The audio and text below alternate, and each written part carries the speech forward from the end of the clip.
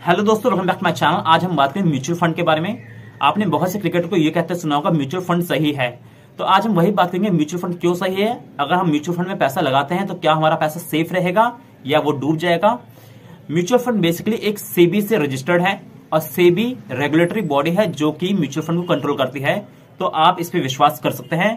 Mutual fund में आप पैसा लगा के अपना पैसा को ग्रो कर सकते हैं लॉन्ग टर्म में, और ये आपको ऑप्शन देता है कि आप छोटे छोटे अमाउंट को पीरियोडिकली इन्वेस्ट करके एक अच्छा खासा कॉर्पस क्रिएट कर सकते हैं म्यूचुअल फंड के सहारे से। तो आज हम सारी बात करेंगे म्यूचुअल फंड में आपको पैसा लगाना चाहिए तो क्यों लगाना चाहिए, और उसके कितने प्रकार है म्यूचुअल फंड में, और कौन सा म्यूचुअल फंड में अगर आप पैसा लगाते हैं तो आपके लिए बेहतर होगा। क्योंकि म्यूचुअल फंड के बहुत से टाइप है और लोगों को ये समझ नहीं आता कि किस म्यूचुअल फंड में हम पैसा लगाएं, क्योंकि म्यूचुअल फंड तो बहुत सारे हैं और हजारों म्यूचुअल फंड हैं।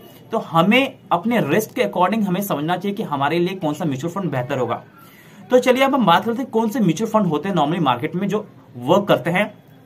तो सबसे नंबर 1 पे जो म्यूचुअल फंड होता है वो इक्विटी म्यूचुअल फंड होता है, जिसमें आपका पैसा जो होता है स्टॉक मार्केट में लगाया जाता है और स्टॉक मार्केट में पैसा लगा के आपके पैसे पे अच्छा खासा रिटर्न बनाया जाता है। तो यही सबसे ज्यादा पॉपुलर म्यूचुअल फंड है जिसमें आपका पैसा डायरेक्टली स्टॉक मार्केट में लगता है, और इसमें आपका पैसा जो लगाते हैं वो प्रोफेशनल्स लगाते हैं। आप अपने बैंक से पैसे कटवाते रहते हैं हर महीने, और वो प्रोफेशनल्स आपके पैसे को मैनेज करते हैं और वो रिसर्च करते रहते हैं कि किस पर्टिकुलर कंपनी में हम इन्वेस्ट करें कि बेहतर रिटर्न मिले। मान लिए आपने 1000 रुपए महीने के कटवाए, तो वो आपके 1000 रुपए 200 से 250 कंपनी में डिस्ट्रीब्यूट हो जाते हैं, तो आपका जो रिस्क है वो बहुत कम हो जाता है, क्योंकि आपका जो 1000 है वो 250 कंपनी में डिस्ट्रीब्यूट हो गया है। मान लीजिए एक कंपनी में आपके कहीं 4 रुपए के आसपास लग रखे हैं, तो आप समझिए कि आपका रिस्क कितना कम हो गया। मान लीजिए उसमें 250 में से अगर 50 कंपनी अगर फेल भी जाती है, फिर भी आपका इन्वेस्टमेंट बना रहेगा और 200 कंपनी आपको रिटर्न बना के देती रहेंगी। तो पहला जो म्यूचुअल फंड का टाइप है वो इक्विटी म्यूचुअल फंड है, जिसमें हैवी रिस्क और हैवी रिटर्न होता है। तो अगर आप लॉन्ग टर्म इन्वेस्टर है और अगर आपका नजरिया 5 साल से ऊपर का है तो इक्विटी म्यूचुअल फंड आपके लिए बेस्ट है। पर अगर आपका नजरिया 5 साल से छोटे का है, अगर आप 2 साल 1 साल के लिए पैसा लगा देते हैं म्यूचुअल फंड में, तो हो सकता है आपको लॉस भी हो जाए। बट लॉन्ग टर्म में अगर बात करेंगे, अगर 5 साल से बड़ा नजरिया है, 5 साल से ऊपर 10 साल 20 साल का नजरिया है, तो इक्विटी म्यूचुअल फंड आपको सबसे बेहतर रिटर्न देगा, और उससे बेहतर रिटर्न कोई भी रिटर्न आपको बना के नहीं दे सकता। तो इक्विटी म्यूचुअल फंड में हम डायरेक्टली पैसा स्टॉक मार्केट में लगाते हैं। दूसरे नंबर पे आता है डेब्ट फंड। डेब्ट फंड में आपका जो पैसा लगता है वो गवर्नमेंट बॉन्ड में लगता है, गवर्नमेंट सिक्योरिटीज में लगता है, और ऐसी चीजों में लगता है जहां पे फिक्स्ड इनकम जनरेट होती है। तो इसलिए ये उनके लिए बेहतर है जिनका नजरिया 5 साल से छोटे का है और वो 3 साल तक पैसा रखना चाहते हैं और 2 साल तक पैसा रखना चाहते हैं। तो 2 साल 3 साल और 4 साल के लिए अगर पैसा रखना है तो आप डेब्ट फंड में पैसा रख सकते हैं। तो उसमें आपको रिटर्न तो कम मिलेगी, बट आपको फिक्स्ड अमाउंट मिलता रहेगा, तो इसे हम डेब्ट फंड कहते हैं। और म्यूचुअल फंड का तीसरा टाइप है हाइब्रिड फंड, जो इन दोनों का कॉम्बिनेशन होता है, जिसमें आपको इनकम जनरेशन भी होती है और आपको ग्रोथ भी मिलती है। यानी इक्विटी फंड और डेब्ट फंड का कॉम्बिनेशन है हाइब्रिड फंड, जिसे हम हाइब्रिड फंड को ही हम बैलेंस फंड भी बोलते हैं। तो हाइब्रिड फंड बोले या बैलेंस फंड बोले, बात एक ही होती है कि दोनों में आपका पैसा इस कॉम्बिनेशन लगता है कि इक्विटी में भी वो पैसा लगाते हैं और उसमें कुछ फिक्स इंस्ट्रूमेंट में पैसा लगाते हैं, डेब्ट फंड में भी पैसा लगाते हैं, तो उसे हम हाइब्रिड फंड बोलते हैं, बैलेंस फंड बोलते हैं। म्यूचुअल फंड करता क्या है, आपके पैसे को काटता रहता है बैंक से 1000 2000 3000 जैसे भी आपने एसआईपी क्रिएट करवा रखी है, और उस पैसे को उन 200-300 कंपनियों में लगाते रहते हैं। और अगर आपने इक्विटी म्यूचुअल फंड में पैसा लगाया है, अगर आपने डेब्ट फंड में लगाया है तो गवर्नमेंट बॉन्ड्स में पैसा वो लगाते हैं, और हाइब्रिड फंड में लगाया है तो दोनों के कॉम्बिनेशन में पैसा लगाया जाता है। आपने एक बात सुनी होगी इंडेक्स फंड के बारे में। इंडेक्स फंड होते क्या है, बेसिकली इंडेक्स फंड एक तरीके से पैसिव फंड होते हैं, जिसमें कोई एक्टिव फंड मैनेजर आपके फंड को मैनेज नहीं करता। वो जैसे कि आप निफ्टी 50 के इंडेक्स फंड में पैसा लगा रहे हैं, तो इंडिया की जो सबसे टॉप की 50 कंपनी है उसमें आपका पैसा लग जाता है, और जैसे जैसे कंपनी बड़ी होंगी और बड़ी होंगी आपका पैसा भी बढ़ता जाएगा। आप समझ सकते हैं कि जो इंडिया की सबसे टॉप 50 कंपनी है, चाहे हिंदुस्तान यूनिलीवर है, चाहे एचडीएफसी बैंक है, स्टेट बैंक ऑफ इंडिया, ये सब बैंक ऑब्वियस से ऊपर बढ़ते जाएंगे, इनका एसेट अंडर मैनेजमेंट बढ़ता जाएगा, तो ऑब्वियस से आपका पैसा भी बढ़ता जाएगा। तो इसे हम कहते हैं इंडेक्स फंड। इंडेक्स फंड में अगर आप पैसे लगाते हैं तो नॉर्मली ये देखा गया कि 12% के आसपास से आपको रिटर्न मिलता है इंडेक्स फंड में भी। आपने नाम सुना होगा ईएलएसएस फंड का, equity linked saving scheme. ELSS fund वो फंड होता है जिसमें आपका पैसा 3 साल के लॉक इन हो जाता है और 3 साल तक आप अपने पैसे को निकाल नहीं सकते, तो 3 साल के बाद ही उस पैसे को निकाल सकते हैं, तो उसे हम कहते हैं ईएलएसएस फंड। अगर मैंने कोई जनवरी 2023 में एसआईपी कटवाई तो वो मुझे जनवरी 2026 में पैसा मिलेगा। मैंने फरवरी 2023 में पैसा कटवाया तो वो फरवरी 2026 में मिलेगा। अगर मैंने मार्च 2023 में कुछ पैसा कटवाया एसआईपी के रूप में तो मार्च 2026 में मिलेगा। यानी कि जितनी भी एसआईपी होती है उस हर एक पर्टिकुलर एसआईपी को 3 साल होना चाहिए, तभी हम पैसा उसका निकाल सकते हैं। तो ईएलएसएस फंड बेसिकली आप टैक्स सेविंग के लिए अपनाते हैं। अगर आपको टैक्स बेनिफिट चाहिए, टैक्स की रिडम्पशन चाहिए, और तो उसमें आप ईएलएसएस फंड में भी इन्वेस्ट कर सकते हैं। कुछ लिक्विड फंड होते हैं जो कि बहुत छोटे ड्यूरेशन के लिए होते हैं। मान लीजिए आप अपने बैंक में पैसे रखते हैं, उस बैंक में आपको 3% का ब्याज मिलता है, तो उस बैंक के पैसे को आप अपने लिक्विड फंड में डाल सकते हैं और लिक्विड फंड में आपको 6, 7, 8% का रिटर्न आपको मिल जाएगा।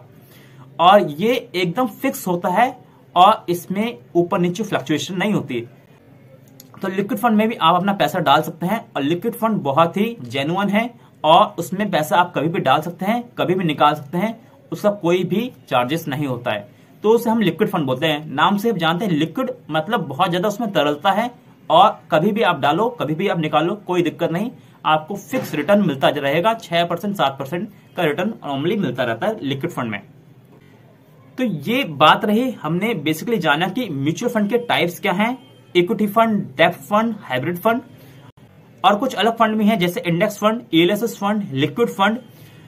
तो ये सारे फंड्स हैं। कई बार थीमेटिक फंड का भी नाम सुनने में आता है। थीमेटिक फंड क्या होता है? थीमेटिक फंड होता है एक थीम ओरिएंटेड फंड होता है जो पर्टिकुलर एक नीश पे काम करता है। मान लीजिए डिफेंस फंड है। डिफेंस फंड क्या होता है? मान लीजिए मेरी जो कंट्री है, हमारी जो कंट्री है वो अपने डिफेंस पे बहुत ज्यादा जोर दे रही है कि हमारा डिफेंस अच्छा हो, मैकेनिज्म अच्छा हो, हम कभी भी वॉर जैसी सिचुएशन हो तो उसमें हमारी कंट्री सेल्फ इंडिपेंडेंट हो।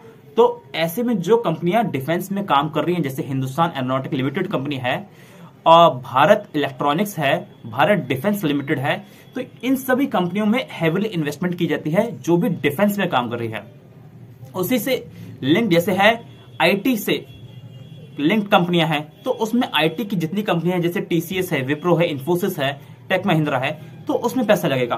तो ये थीमेटिक फंड होते हैं जिसमें एक पर्टिकुलर थीम की जो कंपनियां होती है उसमें पैसा लगाया जाता है।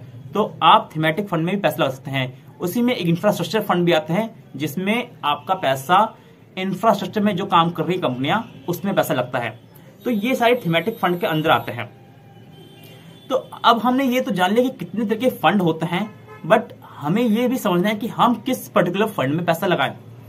अगर हमारा नजरिया छोटा है, अगर हमारा नजरिया 1 साल 2 साल का है, तो हमें कोशिश ये करनी चाहिए कि हम लिक्विड फंड में पैसा डालें।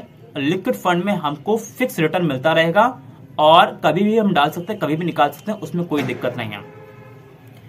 अगर हमारा नजरिया 3 साल तक का है तो हमारे लिए बैलेंस फंड और हाइब्रिड फंड बहुत अच्छा हो सकता है, क्योंकि बैलेंस फंड और हाइब्रिड फंड में हमें ग्रोथ के साथ इनकम जनरेशन का भी बेनिफिट मिलता है। अगर हमारा नजरिया 3 साल का है इन्वेस्टमेंट का, तो डेब्ट फंड और हाइब्रिड फंड हमारे लिए बेहतर होगा। बट अगर हमारा नजरिया 5 साल से ऊपर का है, 15 साल, 20 साल का है, 10 साल का है, तो हमारे लिए सबसे अच्छा जो होगा वो इक्विटी फंड्स होंगे। और इक्विटी फंड्स में भी बहुत से प्रकार होते हैं, large cap, mid cap, small cap, आपने ये सुना होगा। और लार्ज कैप में जो आपका पैसा लगता है वो इंडिया की सबसे लार्जेस्ट कंपनियों में लगता है। जो इंडिया में सबसे बड़े लेवल पे काम कर रही है वो लार्ज कैप कंपनियां हो गई, लार्ज कैपिटल कंपनियां। वैसे ही मिड कैप कंपनियां होती है जो मिडिल साइज की कंपनियां होती है जिसमें पैसा लार्ज कैप से कम लगा होता है, तो मिड कैप हो गई। स्मॉल कैप कंपनियां वो कंपनियां होती है जो अभी अभी बॉर्न हुई हैं और अभी अभी क्या बोलते मार्केट में लिंक हुई हैं और मार्केट में उन्होंने अपना स्टॉक मार्केट में अपना रजिस्ट्रेशन कराया है, तो वो कंपनियों में भी बहुत ज्यादा पोटेंशियल होता है, वो स्मॉल कैप कंपनियां होती है। तो आपने देखा हो कि स्मॉल कैप कंपनी का रिटर्न हमेशा लार्ज कैप और मिड कैप से ज्यादा होता है, बिकॉज जो स्मॉल कैप कंपनियां होती हैं उनमें ग्रोथ का पोटेंशियल बहुत ज्यादा हाई होता है वहीं अगर लार्ज कैप की कंपनी की बात करें, अगर हम हिंदुस्तान एरोनॉटिक लिमिटेड की बात करें या HUL की बात करें, हिंदुस्तान यूनिलीवर की बात करें, तो हिंदुस्तान यूनिलीवर को अभी 100 टाइम होने में बहुत ज्यादा समय लगेगा उसको, क्योंकि वो ऑलरेडी बहुत बड़े लेवल पे अभी है। बट अगर कोई छोटी कंपनी है, एक टीना रबड़ नाम की कंपनी है जो कि रबड़ के सेगमेंट में काम करती है और टायर को रिसाइकल करती है, तो टीना रबड़ जैसी कंपनी को 10 गुना, 20 गुना, 100 गुना होने में टाइम नहीं लगेगा। बट कोई एक बहुत बड़ी कंपनी है जैसे HDFC बैंक है, HDFC बैंक को अब यहां से भी 100 गुना होने में बहुत ज्यादा टाइम लगेगा। तो इसीलिए हम छोटी कंपनी में जब पैसा लगाते हैं तो हमारा पैसा बहुत तगड़े तरीके से रिटर्न जनरेट करता है। बट एक घाटा यह होता है कि छोटी कंपनी में कई बार हमें लॉस भी हो जाता है अगर वो कंपनी अच्छा परफॉर्म नहीं कर पाई। तो इसीलिए जब भी हम स्मॉल कैप में पैसा लगाते हैं और स्मॉल का फंड में पैसा लगाते हैं तो वहां पे 250 कंपनी में पैसा लगा होता है कि मान लीजिए अगर 250 में से अगर 50-100 कंपनी अगर नहीं भी चली तो भी आपकी 150 कंपनियां चलेंगी और 150 कंपनियां आपका अच्छा पैसा रिटर्न बना के देंगी। तो इसीलिए म्यूचुअल फंड आपके पैसे को डिस्ट्रीब्यूट कर देते हैं और ज्यादातर जो कंपनियां होती हैं वो चलती हैं और कुछ कंपनियां जो नहीं चलती है उनको रिप्लेस करके दूसरी कंपनी को ऐड किया जाता है। तो इसे हम स्मॉल कैप फंड बोलते हैं। तो हमने ये तो जान लिया कि ये प्रकार क्या है और हमें कहाँ पैसा लगाना चाहिए। अगर हमारा ड्यूरेशन कम है तो हमें लिक्विड फंड में जाना चाहिए। हमारा मिड टर्म का अगर सोच है तो हमें बैलेंस फंड और हाइब्रिड फंड और डेब्ट फंड में पैसा लगाना चाहते हैं। अगर हमारा नजरिया 5 साल से ऊपर का है तो हमारे लिए इक्विटी फंड बेहतर होगा। अब हम कुछ जान लेते हैं कुछ बेसिक टर्मिनोलॉजी जो कि हमें जानना बहुत जरूरी है। और म्यूचुअल फंड के जब हम इन्वेस्ट करते हैं तो ये बेसिक टर्मिनोलॉजी हमेशा यूज की जाती है। जैसे पहली टर्मिनोलॉजी है AMC, एसेट मैनेजमेंट कंपनी, यानी कि जब भी हमारा पैसा जो कटता है और किसी कंपनी के पास जाता है, AMC के पास जाता है, यानी कि अगर HDFC बैंक का म्यूचुअल फंड है तो उसे हम एसेट मैनेजमेंट कंपनी बोलेंगे। HDFC म्यूचुअल फंड एक AMC है। SBI का अगर म्यूचुअल फंड है तो SBI का जो म्यूचुअल फंड है उसको हम एक AMC बोलेंगे, एसेट मैनेजमेंट कंपनी, यानी कि वो हमारी एसेट को मैनेज कर रहे हैं, वो हमारी एसेट को एक तरीके से मैनेज करके उसे ग्रो करने की कोशिश कर रहे हैं, तो उसे हम एसेट मैनेजमेंट कंपनी बोलेंगे। तो जो हमारे पैसे को मैनेज करें उसी को हम एसेट मैनेजमेंट कंपनी बोलेंगे। और इंडिया में बहुत सी एसेट मैनेजमेंट कंपनियां हैं जो कि वर्क कर रही हैं म्यूचुअल फंड हाउसेस के रूप में और वो हमारे पैसे को मैनेज करती हैं, तो उसे हम AMC बोलते हैं। आपने एक टर्म सुना होगा NAV। NAV का मतलब क्या होता है? अगर आपने कोई पैसे कटवाए अपने बैंक से SIP के रूप में, मान लीजिए 1000 रुपये कटवाए, तो उस 1000 की कुछ यूनिट्स हमारे को एलोकेट हो जाती है। मान लीजिए हमारे को 100 यूनिट एलोकेट हो गई उस 1000 रुपये की, तो हर एक यूनिट का 10 रुपये NAV है, नेट एसेट वैल्यू।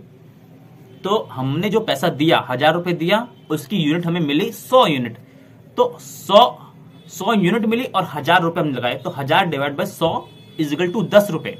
तो 10 रुपये हमारी नेट एसेट वैल्यू हो गई। नेट एसेट वैल्यू वो वैल्यू होती है जो कि हमें हर एक यूनिट की वैल्यू बताती है कि हमारी हर एक यूनिट पे क्या हमारे को प्राइस मिल रहा है। तीसरा टर्मिनोलॉजी AUM। AUM का मतलब होता है एसेट अंडर मैनेजमेंट। जो भी हम पैसा कटवाते हैं वो पैसा इकट्ठा होता रहता है एसेट मैनेजमेंट कंपनी के पास और उसी को वो AUM बोलते हैं, एसेट अंडर मैनेजमेंट। और जिस कंपनी का AUM जितना ज्यादा होगा वो उतना बड़ा म्यूचुअल फंड होता है। चौथे टर्मिनोलॉजी है SIP, जिसकी फुल फॉर्म है सिस्टमैटिक इन्वेस्टमेंट प्लान। हर एक महीने अगर आपने 1000 की SIP करवाई है तो आपके खाते से 1000 रुपये कटेंगे और 1000 रुपये एसेट मैनेजमेंट कंपनी के पहुंच जाएंगे, तो वो SIP के रूप में कटेंगे। तो उसकी फुल फॉर्म है सिस्टमैटिक इन्वेस्टमेंट प्लान। जो भी आपके पैसे कटते हैं उसे SIP बोला जाता है। पांचवा टर्म है सिस्टमैटिक विड्रॉल प्लान, SWP, जिसके अंतर्गत आप अपने पैसे को एसेट मैनेजमेंट कंपनी से निकाल सकते हैं, म्यूचुअल फंड से निकाल सकते हैं और एक फिक्स अमाउंट हर एक रेगुलर फ्रीक्वेंसी पे वो आपका पैसा आता रहेगा आपके बैंक अकाउंट में। तो हम एक क्राइटेरिया सेट करेंगे कि मेरे को 500 रुपए हर महीने निकालने हैं म्यूचुअल फंड से। जैसे मैं SWP सेट करूंगा तो हर महीने 500 रुपए मेरे खाते में वापस आते रहेंगे। छठा टर्म है STP।